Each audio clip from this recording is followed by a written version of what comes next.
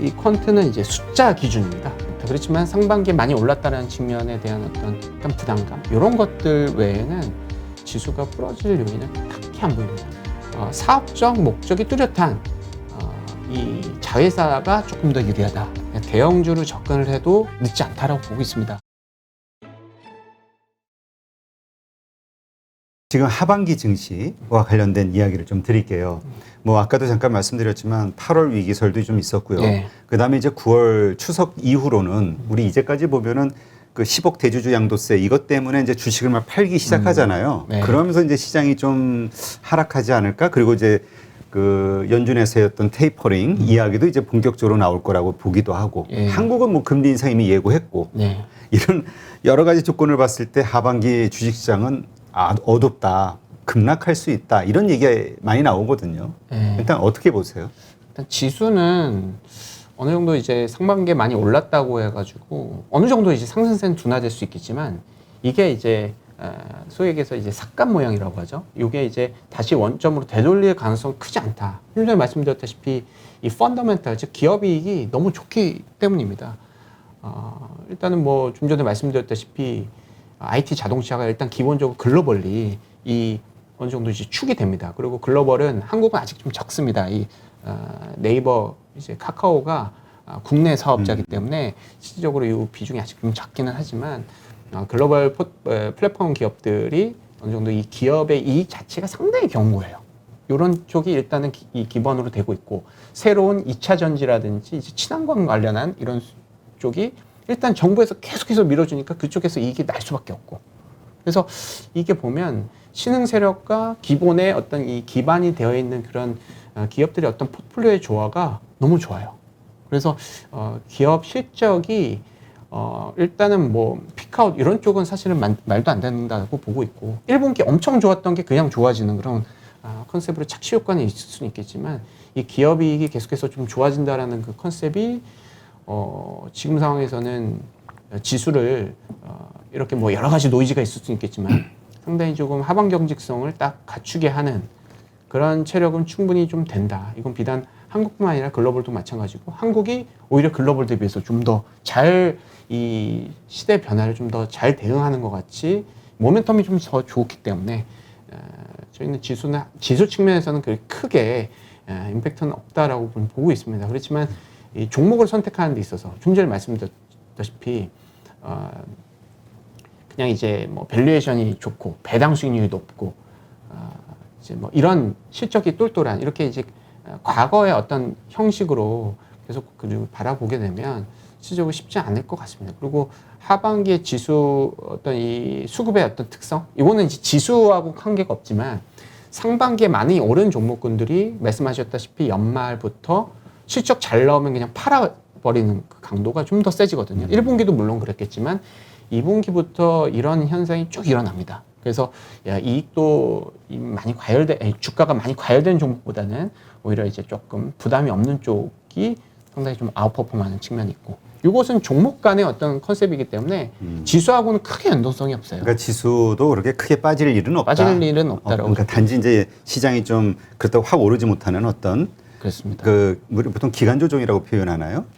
아니면 그렇죠. 아예 그냥 횡보로 보고 있습니다. 횡보로 보고 그 안에서 알파를 추구하려는 그런 움직임이 기본적으로 실적과 이런 친환경 관련한 테마로 몰리게 되는 그런 하반기를 예상을 하고 있습니다. 네. 그렇다면 일단 한국은행에서도 뭐 금리 인상 이번에 부동산 문제 때문에 이거 연기할 수 없다 이런 의견들이 좀 강한 것 같은데 한국은행에서 실제 금리 인상을 한다 해도 우리 한국 주식시장에는 큰 영향이 없을까요?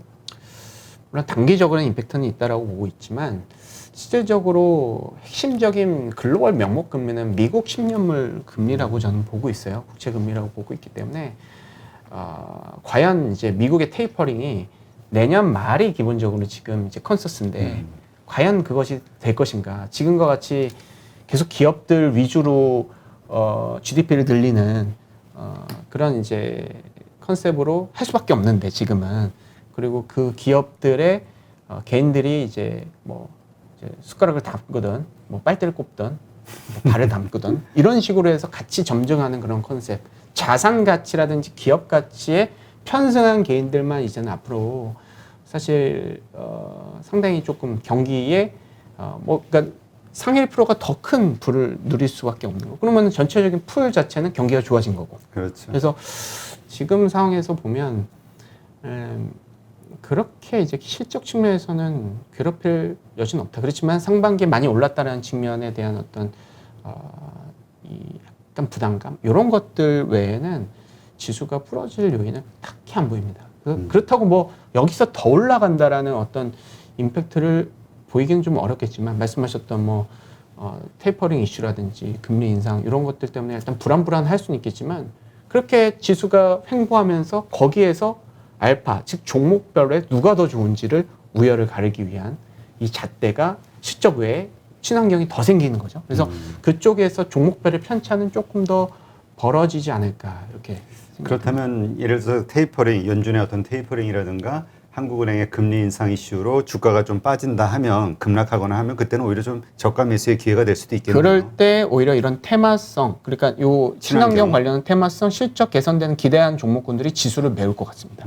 그럼 기존의 우리 시크리컬이라든지 기존의 구 경기 올드 패션인 어떤 이 섹터 같은 경우에는 실질적으로 조금 부담감이 좀 반영이 되고 기대감으로 이제 이런 테마성 종목군들이 올라갈 수가 있는 상황이기 때문에 실질적으로 오히려 이 한국의 밸류에이션이 좀 올라갈 수는 있겠죠. 네.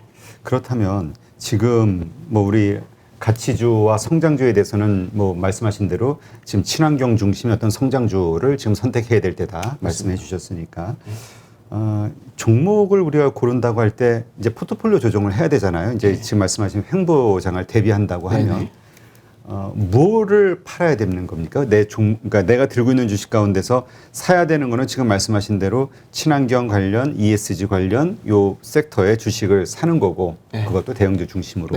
그럼 뭐 현대차, 기아, 뭐 말씀하신 2차 전지 업체들, LG 화학, 에너지 솔루션이라든가 그렇다면 그 외에 우리가 팔아야 되는 그러니까 아주 이거와 반대되는 부분에 있는 이런 것들은 팔아야 되는 거 아닌가 얼핏 이런 생각이 들어서 그러니까 좀 따져보겠습니다. 에너지, 정유 쪽 같은 경우는 이 친환경 쪽으로 어느 정도 인발부를 했습니다. 2차 전지 관련한 컨셉으로 됐고 근데 그 안에서도 종목별 다릅니다. SK 이노베이션은 했고 뭐 GS라든지 현대오일뱅크라든지 이런 쪽은 S오일도 안 된 것 같고요.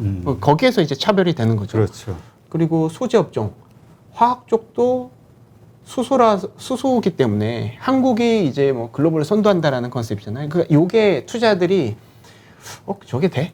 저게 이제 글로벌 스탠다드가 아직 움직이지 않았는데 저게 한국이 될까라는 일단 의구심은 있습니다. 그래서 요거를 ESG를 안 쳐요. 또 이 화학 뭐 롯데케미칼이라든지 이런 쪽을 대신 이제 롯데그룹은 롯데정밀화학을 통해서 뭐 친환경 플라스틱이라든지 이런 친환경 쪽으로 계속해서 밀고 가는 것 같고 한편으로는 이제 수소 쪽으로 좀 하는 것 같고요. 그래서 화학 쪽도 어느 정도 종목마다 다 다른 것 같습니다. LG화학은 뭐 2차 전지에 거의 뭐 선두주자로 나간 것 같고요. 그래서 시크릿컬이 안 좋다, 금융이 안 좋다 이 얘기가 아니다라는 겁니다. 그래서 종목마다 다 이제 좀 따져봐야 되는데 철강 업종이 사실 좀 고민하고 있는 부분입니다. 그러니까 지금 철강과 관련해서 지금 뭐 탄소 국경세니 뭐니 해가지고 좀 이슈도 많잖아요. 하지만 또 실적은 되게 좋고 수요도 보니까 지금 가장 실적이 좋은 게 또 철강이에요. 그렇죠.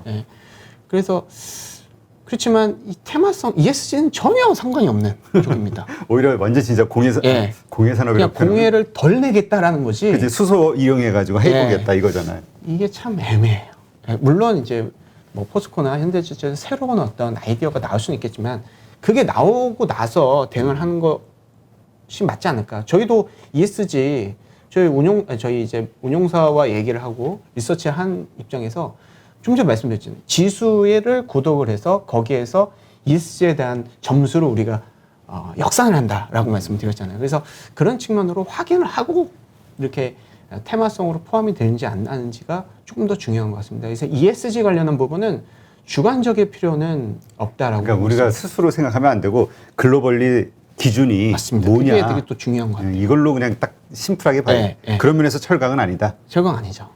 실질 금속도 아닌 것 같고. 그래서 소재 쪽이 화학 쪽은 그나마 조금 그리고 화학 쪽 일부분 뭐 LG화학 정도만 되는 것 같고 나머지는 참 어렵다 이 생각이 들고 산업재도 참 어렵습니다. 산업재. 지금 뭐 산업재라는 건 컨택트가 되면서 항공이라든지 해운 쪽이 좋다. 해운도 실적이 진짜 좋습니다. 해운 HMM 오늘도 보니까 장난 아니던데. 네. 근데 이제 많이 빠졌죠. 그래, 그래서 많이 약간 빠지긴 턴어라운드 했는데. 되는 컨셉이 있겠지만 ESG 컨셉은 아닙니다. 네. 그래서 산업재도 상당히 애매한 부분, 건설 쪽도 애매하고요. 조선주는 어때요?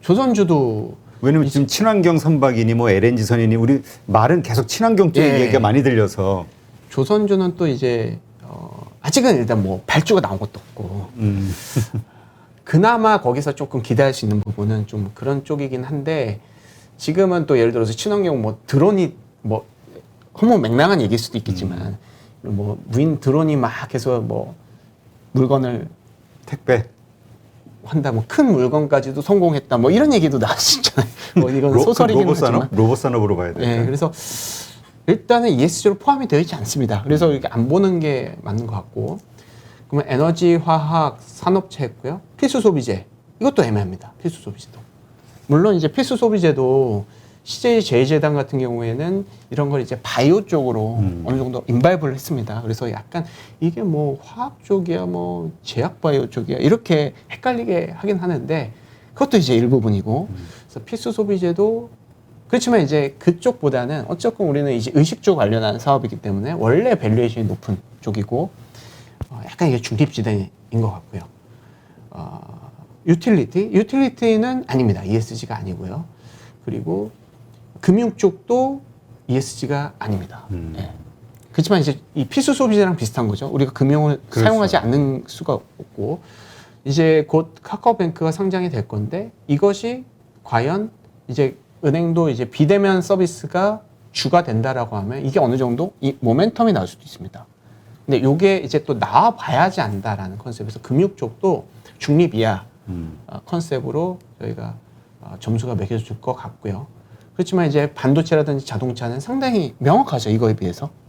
그리고 앞으로 가야 될 길도 그쪽으로 명확한 측면이 있기 때문에 실적도 그리고 지금 계속해서 서프라이즈가 나오고 있습니다. 그래서 지금은 사실은 IT 자동차 쪽이 좀 좋고 플러스 2차 전지 쪽, 뭐 2차 전지의 뭐 이제 전방이라든지 소재 쪽이라든지 이런 쪽도 계속해서 관심을 갖는 것이 이 글로벌 트렌드다. 뭐 역발상을 해가지고 싼 거를 뭐 10년, 20년 가지고 있겠다라는 컨셉으로 가지고 오면 저는 할 말은 없지만은 지금 이 ESG 관련한 글로벌 트렌드가 역행을 할 수 없고 한국이 아직은 이거에 대한 어떤 투자가 덜 이루어지는 상황에서 이런 수급적인 모멘텀까지 이용을 했을 때는 이런 전략이 맞지 않을까 생각이 들고 앞으로 글로벌 경기의 어떤 이 활력 그리고 정부 정책 측면에서 ESG를 그 환경, 친환경 측면으로 건드리지 않고서는 명분이 부족하고 이쪽으로 계속해서 해야지만 본인들의 어떤 그 정치적인 목적도 달성을 하고 기업들의 경기 측면에서 좋은 이제 일타쌍피가 되는 이런 컨셉이 될 수밖에 없기 때문에 이들의 우리가 이제 정부의 어떤 그 컨셉에 발 맞춰서 그리고 실적도 좋은 쪽 앞으로 중장기적으로 봤을 때 그쪽이 좀 더 좋을 수가 있기 때문에 지금 분기 실적이 안 맞는다라는 얘기는 투자자 관심이 다른 데 있다라는 그렇죠. 얘기잖아요. 그래서 지금 뭐 자동차 요새 관심이 있나요, 사람들이? 그렇죠. 그래서 중장기적인 어떤 컨셉 우리가 확인해보고 유니버스를 좀 그쪽으로만 보는 것이 어떨까 이렇게 좀 저는 생각을 하고 있습니다. 그렇다면 제가 요 질문 하나 드려볼게요. 아까 이제 전기차, 우리 이제 자동차 좋아요. 현대차, 기아, 완성차, 전기차 만들고 있으니까 이거는 친환경 그 ESG에 포함된다 치고 그러면 현대모비스 같은 그 부품주들은 어떻게 될 것이냐? 이것도 포함될 것이냐 아니냐? 이거는 어떻게 보세요? 부품주가 참 이제 그 청사진을 그렸죠. 그러니까 친환경 또 이 차 전기차에 맞는 또 부품들을 만들어야 되잖아요. 그렇죠. 차량용 반도체를 뭐 현대모비스가 주도로 해서 우리가 이거를 공급 부족을 갖다가 우리가 어떻게 하겠다. 물론 이제 이게 매출이 나온 거는 없습니다. 그래서 기대감이 있는 거죠. 그래서 저는 부품보다는 완성차가 생각이 듭니다. 물론 중장기적으로 그렇게 청사진이 실적 우리가 눈에 확인이 되고 숫자로 찍히게 되면 이게 의미가 있는 컨셉인데 그게 아니라고 한다면 어찌됐건 이 완성차 업종 같은 경우에는 전기차의 매출이 있잖아요. 그렇죠. 그래서 근데 또 이것도 있잖아요. 현대모비스는 EGMP 시설을 만들어 놨잖아요. 그런 거 있습니다. 뭐 예를 들어서 자율주행이라든지 이런 쪽에 관련된. 리서치를 하는 거에 이제 현대차의 어떤 독보적인 컨셉이기 때문에 약간 그렇게 따지게 된다면 거긴 비용 부서잖아요. 그래서 조금 현대차가 일단 온기가 와야 여기서 전이가 되는 그런 컨셉으로 봐서 모멘텀 자체가 주가의 어떤 퍼포먼스 자체가 현대차보다는 계속 뒤처지는 현대차로 아예 그냥 확실하게 이 큰 파이가 늘어나는 것을 보고 진입을 해도 그리고 또 이런 질문, 이게 참 바보 같은 질문이기도 한데 현대차 기아 둘 다 사면 되는데 현대차 기아와 둘 중에 탑픽을 뭘로 좀 보고 더 많이 살 것이냐 혹은 어디를 중심으로 살 것이냐 이거 가지고 많이 얘기하거든요. 근데 또 사실 전문가 분들마다 애널리스트들마다도 기아 현대 좀 나뉘더라고요. 나뉜 것 같아요. 네. 어떻게 보세요 개인적으로? 그냥 저는 이제 퀀트 입장에서 ESG 관련한 펀드가 아직 미진하기 때문에 설정액이 대형주로 접근을 해도 늦지 않다라고 보고 있습니다. 물론 총 수익률 측면에서 보면 기아가 좀 높아질 수도 있습니다. 그렇지만 리스크 대비해서의 리턴을 보는 게 맞잖아요. 아무래도 중소형주보다는 대형주가 망할 확률이 적고 그렇기 때문에 좀 더 저는 리스크 대비해서 리턴을 보는 전략이 어떨까 생각합니다. 현대차가 좀 더 낫다. 그 뭐죠? 그 아까 LG화학하고 SK이노베이션 같은 경우도 이제 친환경에 들어간다. 왜냐면 이게 2차 전지 만드니까. 근데 지금 이 두 회사 같은 경우 이슈가 뭐냐면 이제 분리를 하잖아요. 그 회사를. 맞습니다. 그래서 LG는 사실 정확하게 표현하면 2차 전지 회사는 LG 에너지 솔루션, SK이노베이션도 뭐 그 바뀌는 거고요. 바뀌겠죠. 그렇다면 그 ESG에서 이 지주사 성격을 가진 그 지분을 다 가지고는 있으니까 이노베이션과 화학을 ESG로 편입할 것이냐 아니면 그 분리된 그 회사들을 ESG로만 봐야 될 것이냐 이건 어떻게 보세요? 글로벌리 핵심이 뭐냐면 한국은 지주회사를 인정하잖아요. 그렇죠. 지수를 이제 지주회사도 있고 그 자회사를 같이 실적을 더블 카운팅하면서 지수를 편입을 시키는데 외국은 그렇지 않습니다. 아 그래요? 네. 그래서 실질적으로 연결 기준으로 되면 그 근원인 한 종목만 하는 경향이 있습니다. 그러니까 그 얘기는 그럼 에너지 솔루션이 아니라 LG 화학을 한다? 아니죠. 일단은 그 자회사가 중요한 거죠. 실제로 실제로. 일을 해서 실적을 일으키는 LG 재벌 총수가 솔루션. 가지고 있는 껍데기 지주회사보다는 실적이 나오는 그런 자회사가 아무래도 조금 더 이런 측면에서는 좋습니다. 그리고 지수 편입 측면에서 훨씬 더 유리해요. 새롭게 지수가 편입이 될 때 그 종목군들 실적이 좋다라는 게 카운팅이 되고 물론 그 안에서의 이 뭐 지분법이라든지 연결 기준으로 계속해서 순이익단으로 이 지주회사도 실적이 좋다라고 얘기하겠지만 그것도 이제 점진적으로 이제 글로벌 투자자들이 표준으로는 똑똑해져서 지주회사를 잘 안 믿어요. 이거는 뭐 승계 목적이 따로 있는 약간 이런 컨셉으로 좀 보고 있고요. 그래서 사업적 목적이 뚜렷한 이 자회사가 조금 더 유리하다라고 결론을 좀 그건 좀 확실하게 내릴 수 있습니다. 해당 회사를 집중적으로 봐야 된다. 맞습니다. 이렇게 보면 되겠네요. 여러 차례 이제 퀀트 입장에서 보면이라는 말씀을 하셨잖아요.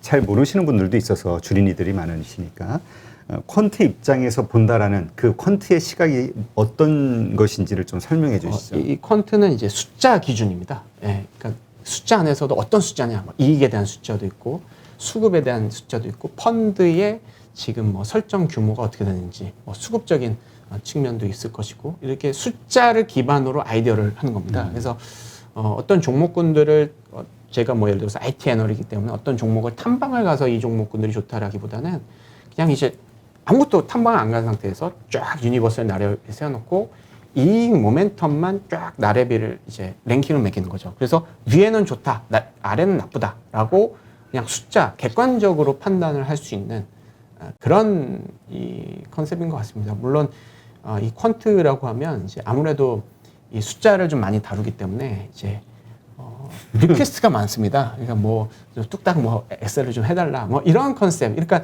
이런 것들도 어떻게 보면 퀀트 업무일 수는 있겠지만은 그런 거를 하면서 일단 수치적인 어떤 아이디어를 저희가 많이 얻고 실질적으로 이 어떤 정성적인 분석보다는 수치로 보이는 정량적인 분석을 위주로 하는 애널리스트다 이렇게 좀 생각하시면 될 것 같습니다. 아주 그냥 냉정하게 그냥 자료, 팩트에 근거해서 그렇습니다. 숫자로만 판단한다. 거기에 우리 어떤 기대감이나 이런 거 다 빼고. 그렇습니다. 이게 뭐 퀀트마다 다른데 가급적이면 숫자로 객관적으로 얘기하는 퀀트 애널리스트의 말을 들으면 조금 더 좋지 않을까 이렇게 생각이 듭니다. 내 말을 믿어달라.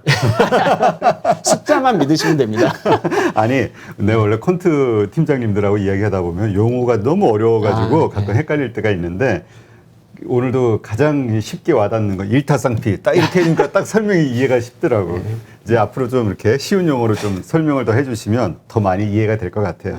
네, 오늘 이렇게 해서 하나금융투자의 이경수 퀀트 팀장님과 함께 지금 글로벌리 어떤 분위기, 투자의 어떤 분위기, 트렌드, 그 다음에 그러한 상황에서 우리가 미래를 보고 투자할 수 있는 그 기업들이 어떤 것인지에 대해서 한번 알아봤는데, 네, 그냥 막연하게 생각했던 게 이게 좀 근거가 좀 분명해지는, 예, 그랬으면 좋겠습니다. 네, 그래서 역시 이 부분에다 투자를 해야 되겠구나. 자동차 흔들리면 안 되겠구나. 네, 저도 현대차 주주라. 네, 오늘 이렇게 좋은 인사이트 함께 해주셔서 고맙습니다. 네, 감사합니다.